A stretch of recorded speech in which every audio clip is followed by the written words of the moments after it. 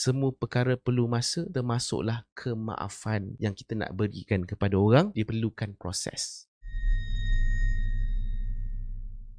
Kita dipesan untuk memaafkan orang. Tapi kita kena akui satu perkara, tak semua kemaafan ini dia berlaku dalam masa yang sangat singkat. Dia perlu masa. Dia perlukan jeda. Ada orang dia ambil masa seminggu boleh maafkan. Ada orang dia perlukan masa 5 bulan. Ada orang perlukan masa berpuluh tahun boleh memaafkan.